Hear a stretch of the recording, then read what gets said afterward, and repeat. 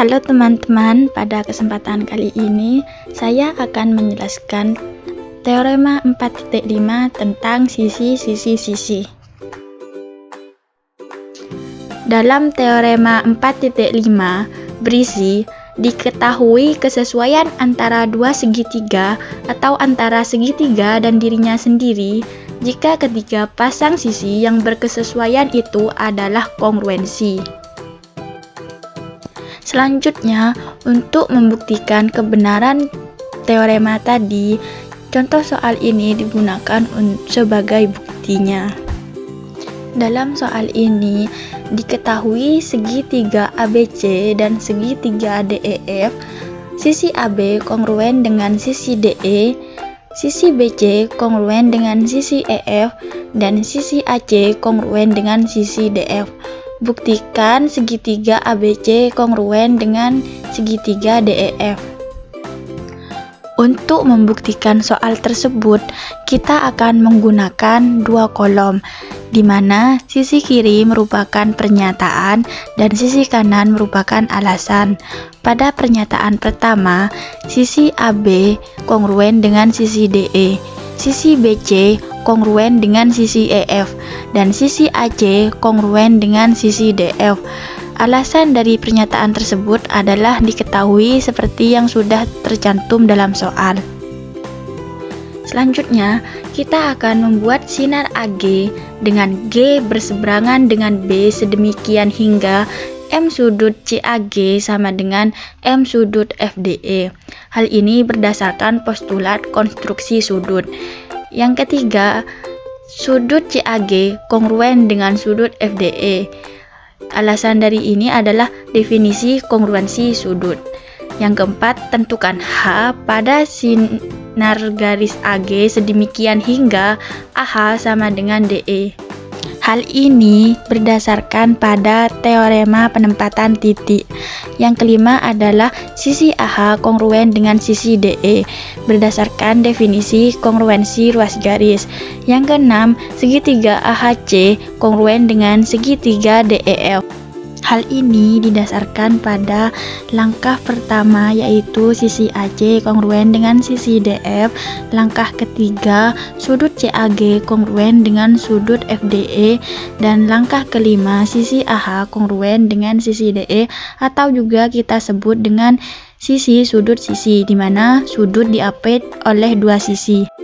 Selanjutnya, sisi AB kongruen dengan sisi AH, di mana ini berdasarkan pada sisi AB kongruen dengan sisi DE dan sisi AH kongruen dengan sisi DE, maka sisi AB kongruen dengan sisi AH berdasarkan sifat transitif. Selanjutnya adalah sisi HC kongruen dengan sisi EF. Ini diakibatkan oleh segitiga AHC yang kongruen dengan segitiga DEF. Pernyataan nomor 9, sisi BC kongruen dengan sisi HC. Ini sama dengan nomor 7 yang diakibatkan oleh sifat transitif. Pada pernyataan ke-10, kita membuat ruas garis BH, di mana ruas garis BH itu akan berpotongan dengan ruas garis AC di titik J. Lanjut pada pernyataan ke-11, segitiga BAH dan segitiga BCH adalah segitiga sama kaki. Alasan dari pernyataan ini adalah teorema dari segitiga sama kaki. Selanjutnya, sudut ABH kongruen dengan sudut AHB dan sudut HBC kongruen dengan sudut BHC. Ini berdasarkan pada teorema segitiga sama kaki juga. Selanjutnya, M sudut ABH sama dengan M sudut AHB. M sudut HBC sama dengan M sudut BHC. Hal ini berdasarkan definisi sudut kongruensi. Pernyataan selanjutnya, M sudut ABH dijumlahkan dengan M sudut HBC sama dengan M sudut AHB ditambah M sudut BHC. Hal ini berdasarkan sifat penjumlahan sudut. Yang ke-15, M sudut ABH ditambah M sudut HBC sama dengan M sudut ABC, dan M sudut AHB ditambah M sudut BHC sama dengan M sudut AHC. Hal ini berdasarkan postulat penjumlahan sudut. Pernyataan selanjutnya, M sudut ABC sama dengan M sudut AHC. Hal ini berdasarkan pada sifat substitusi. Yang ke-17 yaitu sudut ABC kongruen dengan sudut AHC. Hal ini didasarkan pada definisi kongruensi sudut. Yang ke-18 segitiga ABC kongruen dengan segitiga AHC. Hal ini terjadi karena teorema sisi sudut sisi. Yang ke-19 yaitu segitiga ABC kongruen dengan segitiga DEF. Hal ini didasarkan pada langkah 6 dan 18 disebabkan oleh sifat transitif. Maka teorema sisi-sisi terbukti benar dan dapat digunakan. Selanjutnya saya akan membahas contoh soal dengan penerapan teorema sisi-sisi-sisi. Jadi saya akan menggunakan teorema ini untuk menjawab soal yang saya kerjakan. Soalnya adalah segi 4 KLMN adalah jajar genjang dengan diagonal sisi KM dan sisi LN berpotongan di titik O. Sisi KN kongruen dengan sisi LM. Buktikan jika sisi KO kongruen dengan sisi OM dan sisi LO kongruen dengan sisi ON.